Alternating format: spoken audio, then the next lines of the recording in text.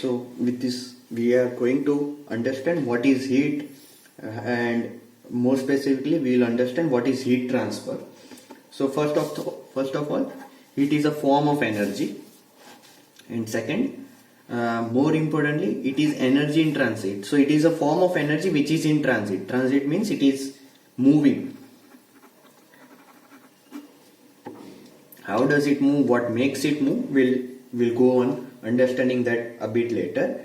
And let's understand heat and work. So those are the two forms of energy we are usually known with. So once let's say we have a system, and then as I said earlier, we have surrounding.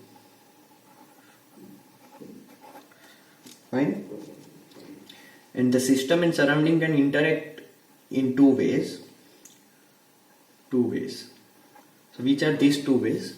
The two ways are, the first one is work and the second one is heat. And we'll go into more details of these two. So basically let's start with heat transfer first. So what does heat transfer involve, and how does it occur, when does it occur, or what are the requirements for heat transfer to occur? So heat transfer, HT is heat transfer. Okay, heat transfer occurs due to delta T, change in temperature. So T is always called for temperature, capital T, and E is always for energy. So heat transfer occurs due to a temperature difference, or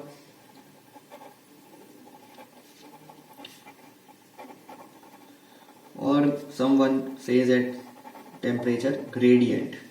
So these are the two one way, or that is the basic way where heat transfer occurs. If there is a change in temperature or difference in temperature, there will be a heat transfer. And where does it occur? So it occurs at the surface of the body. It doesn't occur inside the body, it occurs at the surface of body. Fine. And a bit of more theory, it's a process between two equilibrium states. And how do we study it? So it's a time based study. Heat transfer involves a study of time, so it's time based. And when we say it occurs between two equilibrium states, that basically means that heat transfer requires thermodynamic non-equilibrium. If there is non-equilibrium, then only heat transfer can occur.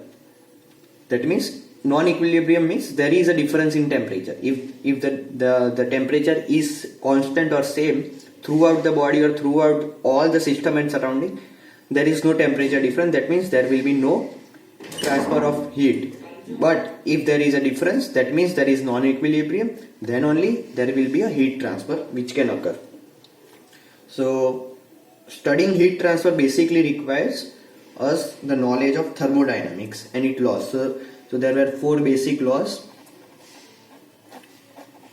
of thermodynamics: zeroth law, first law, second law, third law. So the zeroth law was concerning temperature and equilibrium.